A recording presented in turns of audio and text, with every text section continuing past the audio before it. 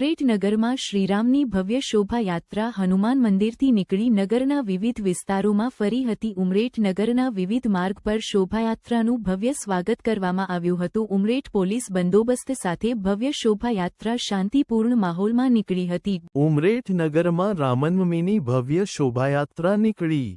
Umreth 5 April રામનવમીના પાવન અવસરે ઉમરેઠ નગરમાં હનુમાનજીના મંદિરથી ભવ્ય શોભાયાત્રા યોજાઈ હતી.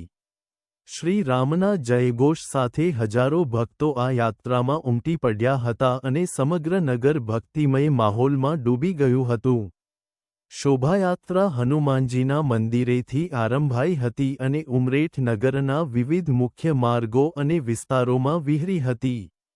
શહેરના દરેક વિસ્તારમાં ભક્તો દ્વારા શોભાયાત્રાનું હર્ષોલ્લાસ સાથે સ્વાગત કરવામાં આવ્યું. જ્યારે ઉમરેઠ શહેર ભાજપ દ્વારા ભગવાન વગા વિસ્તારમાં ઠંડી છાશનું વિતરણ કરવામાં આવ્યું હતું, જેમાં ઉમરેઠ પાલિકાના કાઉન્સિલરો તેમજ ભાજપના સભ્યો ઉપસ્થિત રહ્યા હતા. જ્યારે ઉમરેઠ વિશ્વ ઉમિયા ફાઉન્ડેશનના સભ્ય દ્વારા અને ઉમરેઠ પોલીસ સ્ટેશનના પીઆઈ ગુલાન, ઉમરેઠ તાલુકા મામલતદાર નિમેશ પારેખ દ્વારા શોભાયાત્રા સ્વાગત કરી શ્રીરામને ફૂલહાર કરવામાં આવ્યો હતો. ઘરો, દુકાનો અને રસ્તાઓને ધ્વજોથી શણગારવામાં આવ્યા હતા.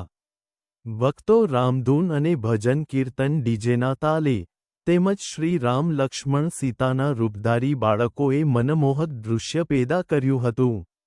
જય શ્રી રામના નારાઓથી આખું નગર ગુંજતું થયું હતું. શાંતિ અને વ્યવસ્થાના દૃષ્ટિકોણે ઉમરેઠ પોલીસ પ્રશાસન દ્વારા ચુસ્ત બંદોબસ્ત ગોઠવવામાં આવ્યો હતો. પોલીસ અધિકારીઓ તેમજ જવાનોએ યાત્રા માર્ગમાં અને મુખ્ય ચોકોમાં સઘન દેખરેખ રાખી હતી. સમગ્ર શોભાયાત્રા શાંતિપૂર્ણ અને શિસ્તબદ્ધ રીતે પૂરી થઈ હતી.